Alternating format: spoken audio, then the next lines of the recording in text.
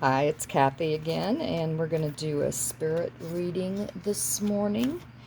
And I am actually starting with my Akashic Tarot deck rather than the traditional tarot, just for something a little different this morning.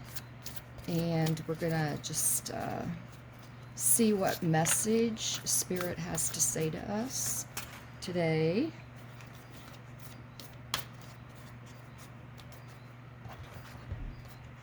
Okay, I've got a couple cards that have already slid out. And let's just look at these. Okay. Fated meeting. Okay. Looks like someone's got something pretty exciting going on. You know, in the previous readings, we talked about staying in the moment and, kind of like how to get out of the chaos that this world seems to be in. And, it's not just now that there's chaos. There's chaos on this planet all the time. But each of us has to learn how to navigate that and into our own personal world. So as we learn to stay in the moment and trust spirit, these kind of things start happening. So I think that you probably have whether it's a new love interest coming or a new job opportunity on the horizon, a new way of thinking. There's just something new coming up for you. And this is what this Fated Meaning card is all about. And then we have the Journey, which is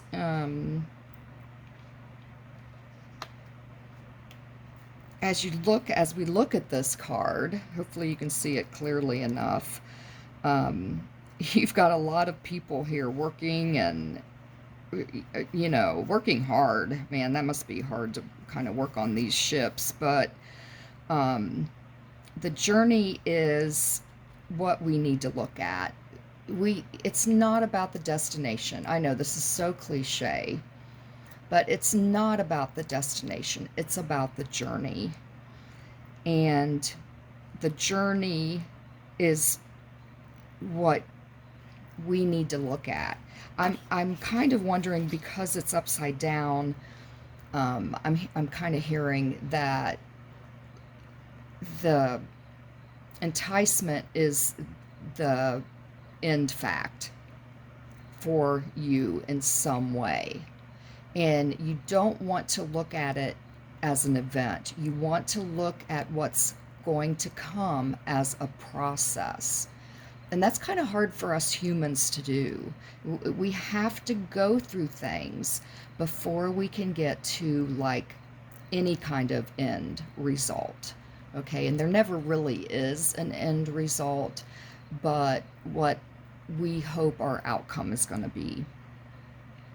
So I'm going to just leave that with these two cards. I'm not going to pull any more out from there, but let's take a look at the Starseed Oracle and see what it has to add to that. Maybe we can get a little more clarification as to either the meeting, what type of meeting this is going to end up being. Maybe even a little bit about, if we could get a little bit about when this should take place. Let's look at how many months this is going to happen, when this is going to happen. So sometimes I'll use the number of the card that pops out, the first one, as the number of months, if that's what I'm asking for. We can really ask Spirit for just about anything. That doesn't mean that the timeline won't change, though, because we do have free will, and we might decide to take a detour somewhere along the line and not have that event actually happen at that time. And I think I'm just gonna, since nothing's popping, I'm just gonna take the first two cards that come out. Okay, lifting the veil and cracked open. Oh, and these cards aren't numbered, so I can't do that with it.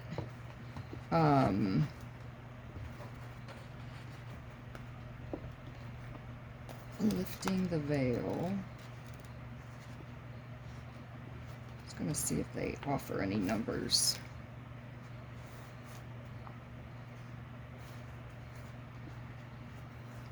Questioning everything. Anything unaligned must go. Things aren't always as they seem. This era is one of uncovering mistruths so we can remember ancient truths.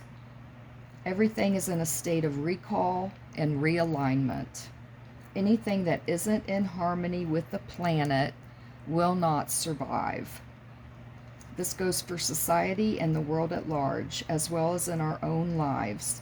If you pulled this card, you're being called to energetically scan your life for things that may no longer be a vibrational match for who you are and how you've grown. To dismantle the systems and ways of being that once served you and others but no longer do. So those cards before are telling you that this will not happen unless you can get rid of some of your old beliefs and your old ways of thinking. We need to lift the veil between the two worlds to shine a light on things that are inauthentic or unaligned with the survival and well-being of your life. Okay, some things may need to go before that meeting can actually happen. Okay, so keep that in mind. And then we have this cracked open. It says rock bottom, surrender to the alchemy of life. It's kind of hard sometimes to let these things go that need to be let go of before we can allow new things to come in. So if we can kind of hit rock bottom, which does not feel good, I know, I have been there quite a few times, but that's the only way to get the alchemy of life to kick in. Okay, the bad goes out, the good comes in.